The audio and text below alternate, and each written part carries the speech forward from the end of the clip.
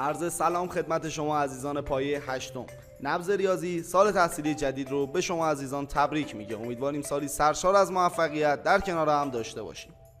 در درس اول ریاضی هشتم قراره با هم عددهای صحیح کتاب هفتم رو مرور کنیم. اعداد صحیح شامل 3 دسته اعداد میشدن. اعداد صحیح مثبت مثل 1 2 3 4 5 الی آخر. عدد صفر و اعداد صحیح منفی مثل -1 -2 -3.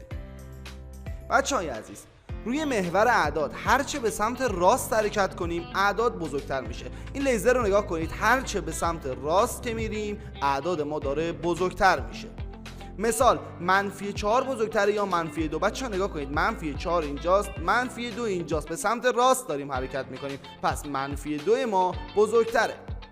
-10 بزرگتره یا 0. بچه ها -10 این وراست، 0 ما اینجاست، پس 0 بزرگتر از -10. 5 بزرگتره یا 3. هممون بلدیم 5 رو نگاه کنید، سمت راسته، 3 سمت چپه، پس عدد 5 من بزرگتر از 3. -15 بزرگتره یا -20. -20 این وراست، -15 نزدیکتر به 0، پس -15 بزرگتر از -20. حالا یه سوال، برای هر حرکت روی محور یک عدد بنویسید. یه محور بهمون دادن، یه حرکت مشخص کردن، برای این حرکت میخوایم یه عدد بنویسیم.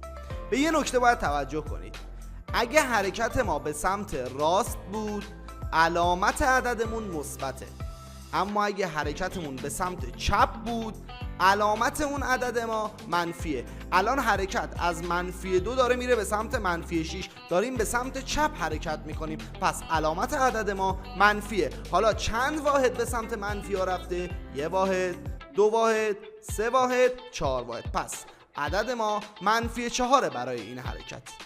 یه دونه دیگه، حرکت به سمت راسته، از 0 رفته روی 3 وایساده، پس علامت این عدد مثبته. حالا چند واحد؟ 1 واحد، 2 واحد، 3 واحد، پس برای این حرکت عدد مثبت 3 رو در نظر بگیریم. اما اگه روی یک عدد رفته باشه یه خورده دور زده باشه و برگشته باشه روی خود عدد حرکتش 0.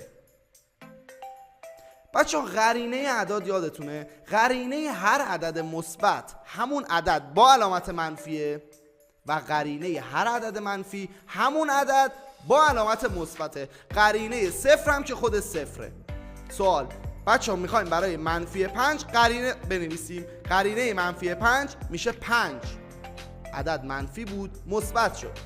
قرینه 11 میشه -11، مثبت بود منفی شد. و اما قرینه 0 هم که خود 0. دانش آموزای عزیزم خسته نباشید، میخوایم با هم جمع و تفریق عددهای صحیح رو مرور کنیم.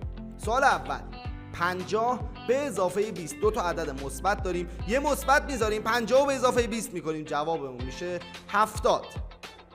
سوال بعدی، -40 منهای 10. بچه 2 تا عدد منفی رو میخوایم با هم جمع کنیم. -40 منهای 10، یه منفی میذاریم، 40 رو با 10 جمع میکنیم، جواب میشه -50. یا به یه عبارت دیگه، 40 تومن بدهکاری، 10 تومن دیگه به یکی دیگه بدهکاری. الان بدهکاریات چقدر میشه؟ 50 تومن، پس -50. منفی رو بدهکاری در نظر میگیریم، مثبت و پولی که خودمون داریم در نظر میگیریم. سوال بعدی، -25 به اضافه 30.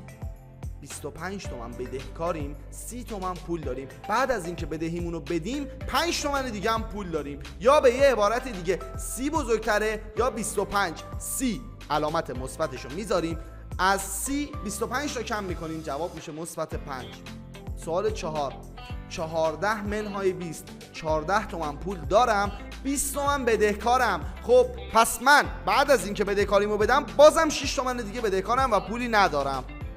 سوال 5، -8 به اضافه 6. -12 مثبت 14 منهای 20 به اضافه 22.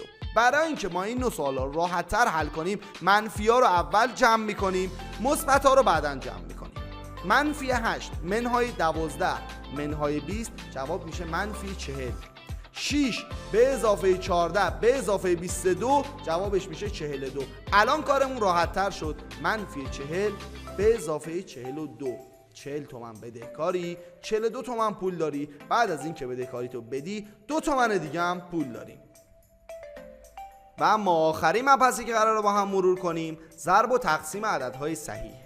قبل از اینکه ضرب و تقسیم عددهای صحیح ما انجام بدیم باید اول تعیین علامت کنیم. اگه یک عدد مثبت در یک عدد مثبت ضرب شده بود علامتش مثبته. مثبت در مثبت میشه مثبت. منفی در منفی بازم میشه مثبت. منفی در مثبت میشه منفی. مثبت در منفی میشه منفی. یا به یه عبارت دیگه اگه هم علامت بودن جفتشون مثبت یا جفتشون منفی بودن علامت ما میشه مثبت. اگه هم علامت نبودن علامت آخر ما میشه منفی. سوال 1 6 ضرب در 3. 6 مثبت، 3 هم مثبت. مثبت در مثبت میشه مثبت. 6 سه تا میشه 18 تا. جواب شد مثبت 18. سوال بعدی منفی 10 تقسیم بر منفی 2. یه عدد منفی تقسیم بر یه عدد منفی دیگه. منفی در منفی میشه مثبت. 10 تقسیم بر 2 میشه 5. پس جوابمون شد مثبت 5. 20 ضرب در منفی 3. یه عدد مثبت ضرب در یه عدد منفی. مثبت در منفی میشه منفی. 20 ضرب در 3 میشه 60. سوال 4 منفی 12 تقسیم بر 4. یه عدد منفی تقسیم بر یه عدد مثبت.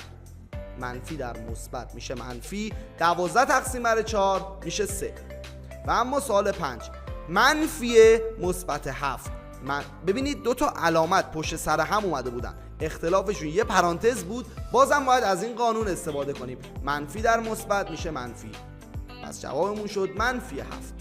سوال 6 منفی 8 تقسیم بر منفی 4 ضرب در 3. بچه‌های عزیز از چپ به راست اولویتامون رو رعایت میکنیم و ضرب و تقسیممون رو انجام میدیم. منفی 8 تقسیم بر منفی 4 منفی در منفی میشه مثبت. 8 تقسیم بر 4 میشه 2. ضرب در 3 مثبت 2 ضرب در مثبت 3 مثبت در مثبت میشه مثبت. 2 سه تا هم میشه 6 تا. جوابمون شد 6. خسته نباشید. ما رو به دوستان خودتون معرفی کنید. خدا نگهدار.